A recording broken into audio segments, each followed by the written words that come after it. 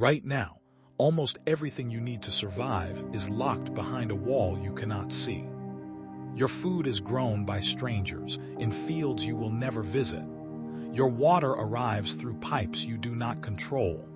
Your heat, your medicine, your money, all of it flows to you through a system you did not build and could not rebuild if it failed. Step outside it.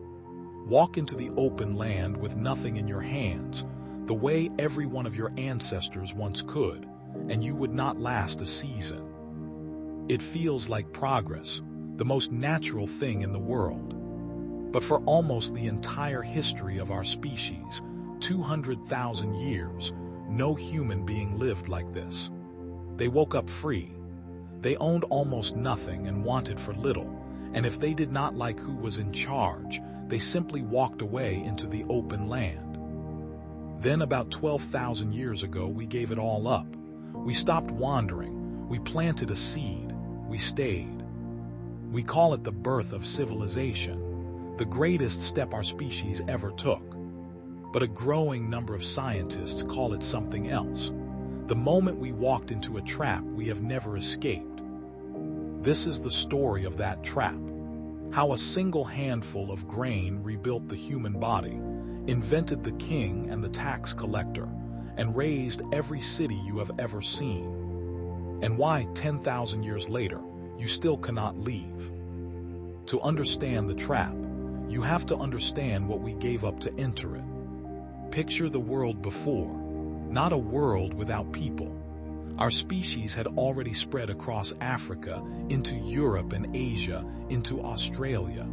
But the world was quiet in a way you cannot imagine now, because there were no permanent clusters, no hives, no cities.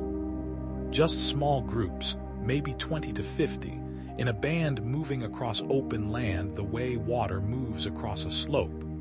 Following the game, following the ripening seasons, following the memory of good water. Here is what that life actually looked like, because we tend to imagine it wrong. A forager band was not a group of desperate, starving people scratching at the dirt. Studies of the few remaining forager societies suggest something closer to the opposite. A band that knew its territory worked maybe 4 to 6 hours a day to feed itself. The rest was rest, story, song, the kind of free time that farming people would not have again for thousands of years. And their bodies showed it. The foragers were taller and stronger than the farmers who would follow them. Their teeth were sound. Their bones were free of the wear, the hunger lines, and the crowd-born plagues that settled life would later breed. Nobody owned the land because ownership requires staying, and the band was always leaving.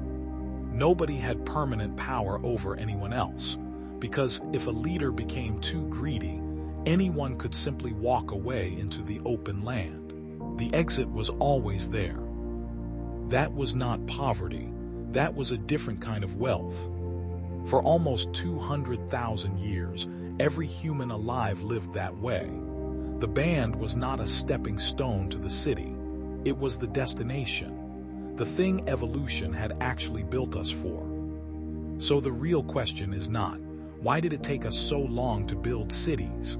The question is, why would we ever give this up at all? The answer begins with grain. About 12,000 years ago, the last ice age ended and the climate of the Fertile Crescent became warmer and wetter.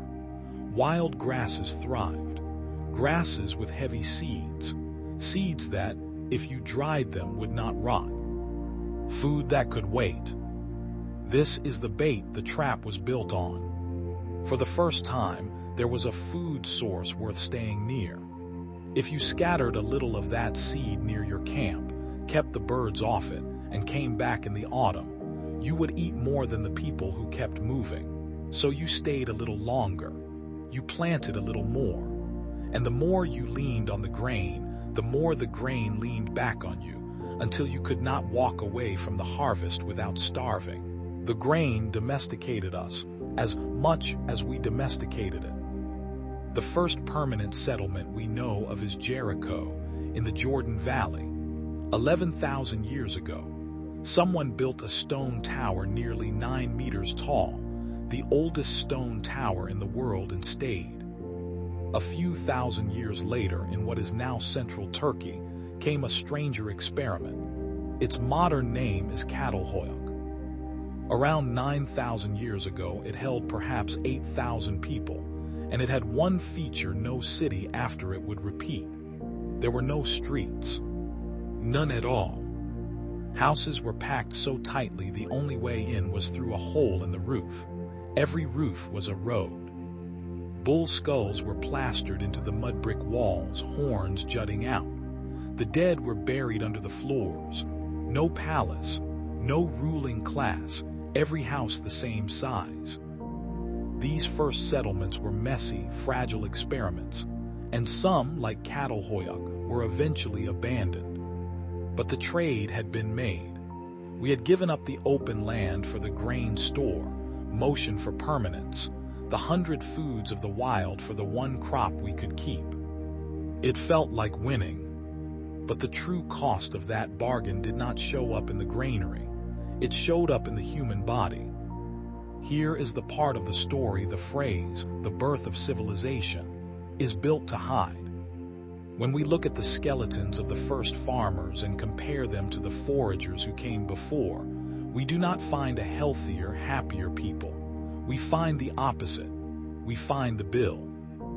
The first farmers got shorter.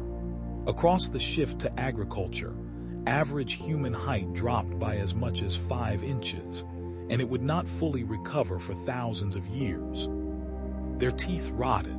A diet built on starchy grain coated their mouths in sugar, and cavities, almost unknown among foragers, became normal.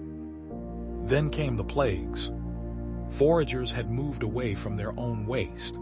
Farmers stayed in it, packed together, living beside their animals for the first time in human history. Measles, smallpox, influenza, tuberculosis, disease after disease crossed over from livestock into people and burned through the crowded settlements. Almost every great epidemic that has ever haunted our species was born in this moment, out of density and dung and grain.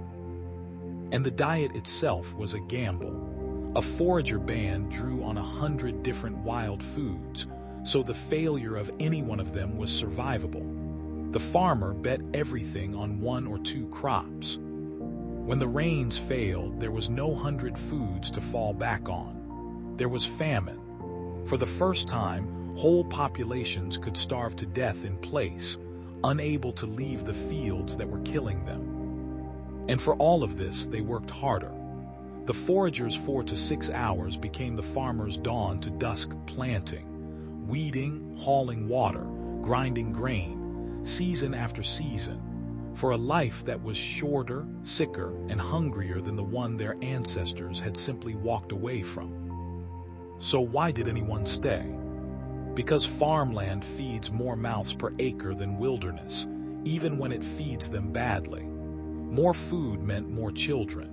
More children meant more mouths, which meant you had to farm even harder to feed them, which meant you could never go back. The trap had teeth now, and there was no walking out of it. There was only building it bigger. So the farms grew, and where the farming was richest, the settlements swelled into something the world had never seen. The place is southern Mesopotamia, the flat plain between the Tigris and the Euphrates, in what is now southern Iraq. The land is not naturally rich, but those 2 rivers carry snowmelt from the mountains, and if you can move that water onto your fields, the alluvial soil is extraordinarily fertile. The people of Mesopotamia learned to move the water. Canals, dikes, reservoirs, systems that turned the desert floor into the most productive farmland in the ancient world. The settlement that grew at the junction of those canals was called Uruk. Around 5,000 years ago, it crossed a threshold no human settlement had ever crossed before. At its height, Uruk held between 25,000 and 80,000 people. In a world of perhaps 30 million total humans, that was extraordinary. Walk into Uruk from the surrounding fields. The first thing you see from miles away is the ziggurat. Not a hill, a mountain made by hands. A vast stepped pyramid of mud brick rising from the flat plain, its summit holding a temple to the sky god Anu. Built across generations, each set of builders adding to what the last left behind. It told you before you could read a single word that this place had a center, a purpose, a permanence no camp had ever had. Inside the walls, workshops, granaries, breweries, textile halls. The first evidence anywhere of wheels on carts. The first mass-produced pottery identical vessels turned out by potters who did nothing else, all day, every day. Specialization at a scale the world had never seen. And at the center, the temple complex, not just a house of gods but the administrative heart of the city, tracking everything in and out with a technology so new that nobody had a name for it yet. Here is the question the surplus creates, and it is a question no forager band ever had to answer. When one farmer's fields can feed 10 families, 9 families are freed from farming. Good, but freed to do what? And freed under whose direction? Who controls the grain they are being fed with? In a band of 20, power is visible and limited. Anyone too greedy can be abandoned. The exit is always available. But in a city of 40,000, you cannot know everyone. You cannot personally watch the grain store. You need administrators, people whose entire job is to manage the surplus on behalf of someone. And that someone is where the hierarchy is born. In Uruk, the temple claimed to manage the surplus on behalf of the gods. The priests received the grain. The priests fed the workers, and the priests, in the name of divine mandate, took their cut. Alongside the priests came the soldiers, because a full granary is an extraordinary target. Soldiers need commanders. Commanders accumulate power. At some point, the commander and the high priest merge into a single figure. The king. The gods own the land. The land's produce belongs to the temple. The temple is administered by the king. The king owes you nothing except the protection of the wall and the certainty the harvest will come. A pyramid, a few at the top, controlling the surplus wielding force, and the vast majority at the bottom, taxed on what they grew, conscripted when the king needed an army. In a forager band, if you did not like the leadership, you walked. In a city, where do you walk to? Your food is here. Your family is here. Your entire web of specialization is here. The exit is gone. The city made civilization possible, and the city made domination possible. They were not two different things. They were the same invention. Here is a fact so counterintuitive it tends to stop people cold.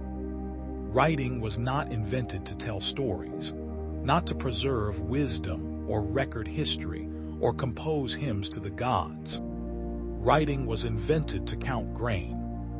The oldest writing in the world comes from Uruk, around 320 BCE. Small, palm-sized pieces of clay. The marks on them are not sentences. They are numbers and symbols. So many jars of barley, so many heads of cattle, so many days of labor owed by worker X to the temple of God Y.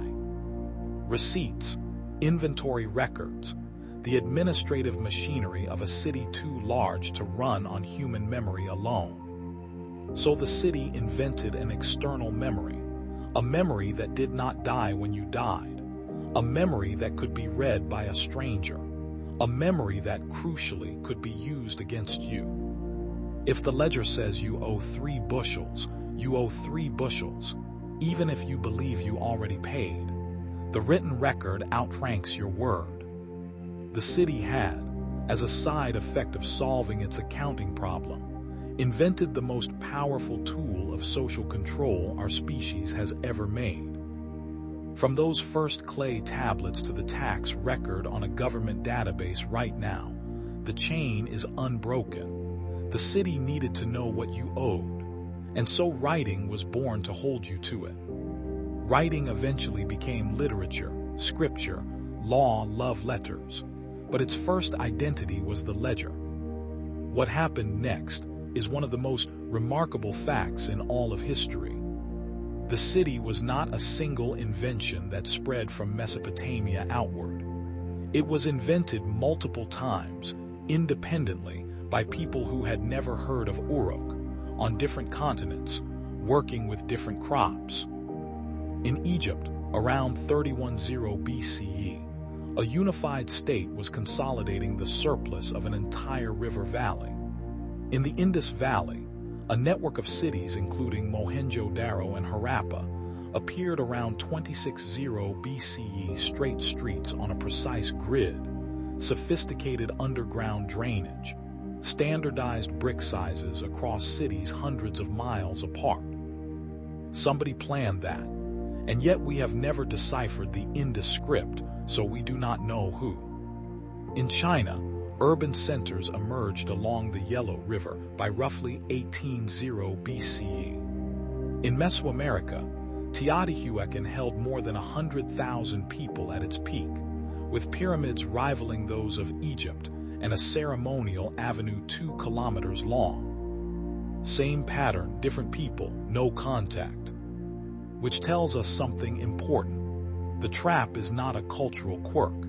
It springs the same way every time the conditions are right: surplus agriculture, dense population, the need to coordinate labor and defend accumulation. The specific gods change, the scripts change, but the structure, the grain, the granary, the temple, the hierarchy, the wall, the scribe, the king repeats with eerie fidelity, as if it were built into the mathematics of the situation, rather than invented by any individual mind. And nowhere did that structure reach greater scale, greater spectacle, and greater terrible efficiency than it would in Rome. At its peak, the city of Rome held somewhere between 800,000 and 1 million people. 1 million, in a world before electricity, before engines, before refrigeration. 1 million human beings fed, watered, and housed in a single city. How? The water came first. 11 major aqueducts, some stretching more than 90 kilometers, carried fresh water from mountain springs into the city, serving 1,000 public fountains and dozens of public baths. Daily supply, over 1 billion liters, more water per person than many modern cities provide. The food came from an empire. The grain dole, the annona, kept the urban poor alive and loyal. Around 300,000 male citizens received free grain every month. The grain came from Egypt, from North Africa, from Sicily. Stop the grain ships and the city riots. Every emperor knew this. Most Romans lived in insulae apartment blocks, 5 to 7 stories tall, crammed into dense neighborhoods where a fire could kill hundreds, and a collapsed floor was a common cause of death. The forum, the baths, the games at the Colosseum, not luxuries, technologies of social cohesion. Give the urban poor bread and spectacle and the city does not explode. Panem et circenses, bread and circuses. Rome was the first city to show what a truly urban empire looked like. Brilliant, brutal, magnificent, and dependent at every moment on a supply chain stretching across an entire sea. By 600 CE, where 1 million people had lived, fewer than 30,000 remained. The city had returned to fields. Cows grazed in the Forum of Caesar. After the fall of Rome, Europe's cities shrank to shadows. For centuries, the organizing principle was the manor, the estate, the feudal parish. Most people were tied to land they did not own, farming for lords who owed their loyalty upward to a king who held his authority from God. The hierarchy built at Uruk was running perfectly. You were born into your place. You did not leave. You could not leave. But then, beginning in the 10th and 11th centuries, something stirred inside the old city walls. Merchants needed to move goods, craftsmen needed customers, and the old Roman walls, or new walls built around cathedral towns and river crossings, created pockets of something the countryside did not have: density without lords. The medieval town had charters, guilds, its own courts. It was not quite free, but it was different, and different was enough. And then there was the rule. In German legal custom, the rule was Stadtluft macht frei. City air makes you free. If a serf made it to a chartered town and remained there, unretrieved, for a year and a day, he became free. The lord's claim expired. He was no longer anyone's property. Thousands took the risk. They walked from their villages in the dead of night. They worked as porters, dyers, tanners, bakers. And after a year and a day, for the first time in their lives, they were nobody's property. The city had given them the thing the original forager had: the exit, the freedom to walk away. Except, of course, the city was not free. It was a new kind of cage, the guild that controlled your trade, the merchant whose credit you needed to survive. The hierarchy was still there, just wearing a different face. City air makes you free, from one thing into the next thing's arms. The city of 1800 was still, in most of the world, a recognizable cousin of Uruk. Bounded, dense, governed by a small merchant elite. London was the great exception. It had passed 1 million, the first city since ancient Rome to do so. But even London was still a walking city. Then the steam engine arrived. The railway collapsed distance. The factory collapsed craft.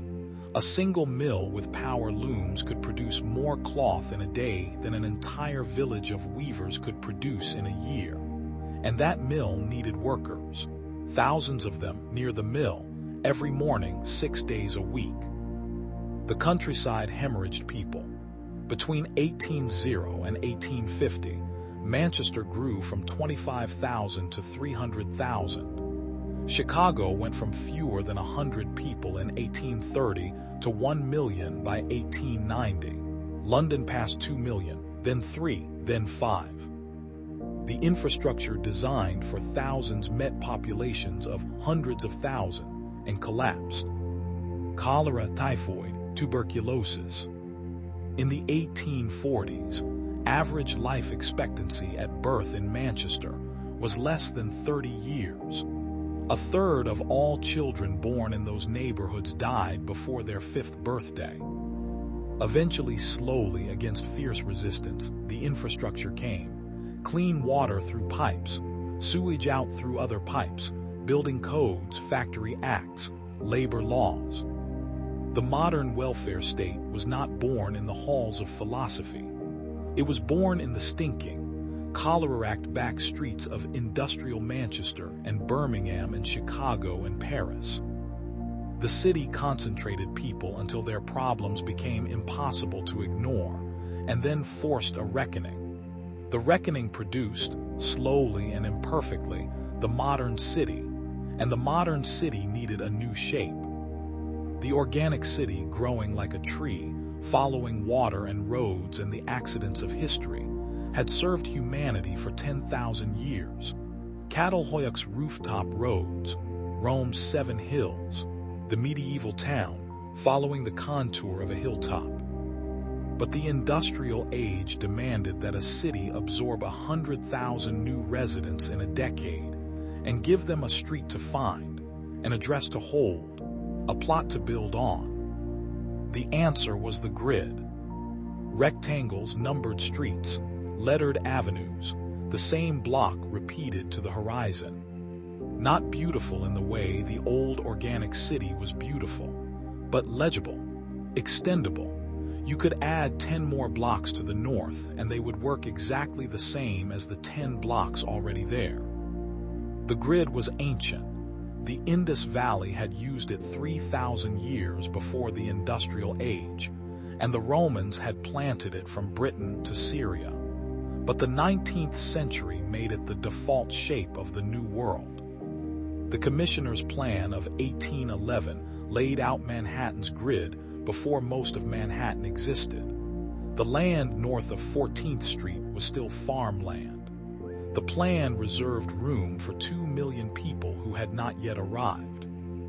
That act, laying out a city for people who do not yet exist, was itself a revolution. Capital cities built from nothing: Washington, Canberra, Brasilia. Entire cities conjured on paper before a single building was raised, as if a city were a machine to be engineered rather than a community to be evolved.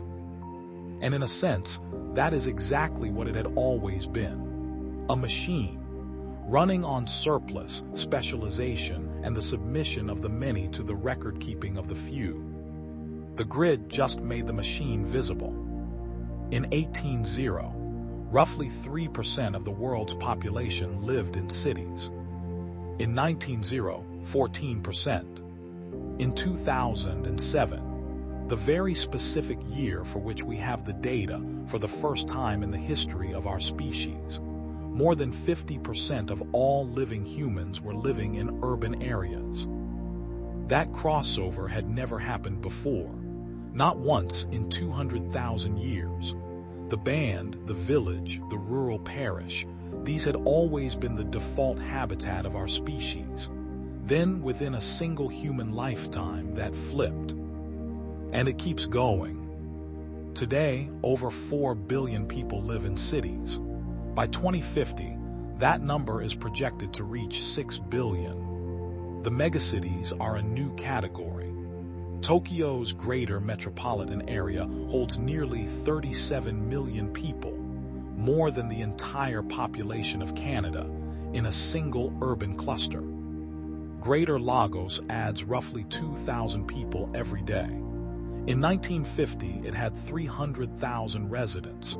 By the end of this century, it could hold 80 or 90 million, the largest city in the history of our species. Shanghai, Delhi, Dhaka, Kinshasa, the great cities of the coming century, are not the cities you see in the Hollywood films. They are in Africa, in South Asia, in Southeast Asia, growing at rates the 19th century industrial city would have recognized and feared. The forces are the same forces that built Uruk: surplus agriculture releasing labor, specialization rewarding density. The city paying wages the village cannot match, offering hospitals, schools, courts, anonymity, possibility, things the countryside still cannot reliably provide at scale. The trap is still winning the argument it first made 5,000 years ago. Come inside, the food is stored here, the work is here, the world is here. And the wall is invisible now, but it is still there. And here is the most important thing this episode has to say. The thing we built on top of farming is the most powerful tool humanity has ever made for cooperation. And it is the most powerful tool humanity has ever made for control. Not as two separate functions, as the same function. Consider the sequence that began with a handful of grain. Grain creates surplus. Surplus enables specialization. Specialization requires administration. Records require writing. Writing requires scribes. Scribes are employed by the temple. The temple controls the grain. The grain feeds the people. The people cannot leave because everything they need is inside the wall. And the wall is guarded by soldiers paid from the surplus, controlled by the priests, administered through the records kept by the scribes trained in the temple that controls the grain. A closed loop. It was always a closed loop. Every society since the first farm has run some version of it. The names change. The gods change. The scribes become bureaucrats. The tax in grain becomes a tax in currency. The mud brick wall becomes a database. But the structure is the same. The forager could walk away. You cannot. Not in any practical sense. Your skills are urban skills. Your food supply is urban infrastructure. Your hospital is in the city. The exit that every human being had for 190,000 years. The option to walk away from a life that no longer serves you has been closed. Not by force, most of the time. By the patient accumulation of dependencies that have been building around you since the day you were born. This is not a conspiracy. No one designed it. It emerged from the mathematics of what happens when a species plants a seed, stores the surplus, and has to defend it. Every solution the trap offers is real, and every solution binds you a little more tightly. The king and the tax collector were not aberrations. They were folded into that first handful of grain, as inevitable as the ziggurat on the horizon. Farming was a machine for making civilization, and a machine for making hierarchy. And for 10,000 years, we have not found a way to have one without the other. So go back to the beginning, to the wall you cannot see, and the simple fact that you could not survive a season outside it. You know now what built that wall. Not a conqueror, not a government, a seed. One of the oldest bargains our species ever made, struck so long ago that none of us remember agreeing to it, paid for every single day in ways most of us never notice. We gave up the open land. We gave up the 4-hour day, the sound teeth, the 100 wild foods, the freedom to walk away. And in return, we got the surgeon and the scribe, the library and the laboratory, the specialization so profound that billions now live in a comfort no ancient king could have imagined. But read the contract to the end. You eat food you did not grow, delivered by a supply chain of staggering complexity to a shelf near you. You do one thing well, and trust 10,000 strangers to supply everything else you need to live. That is the deal the first farmers made, scaled up 8 billion times. It is wonderful, and it is a dependency with no precedent and no exit. And somewhere in a database you will never see, there is a record of what you owe, what you earn, what you own, and the address where you sleep. The temple's grain ledger, still running 5,000 years later, and it knows more about you than you know about yourself. For the first time in the entire history of our species, the trap is not a choice available to some. It is the default condition of being human. The strangest thing we ever did. And we did it so completely, it no longer feels strange at all. Which makes you wonder what else in your ordinary, taken for granted life is really an ancient bargain signed for you thousands of years ago, that you are still paying for today, in ways you have simply never thought to question. That's what this channel is for. I'm glad you're here, and I'll see you next time.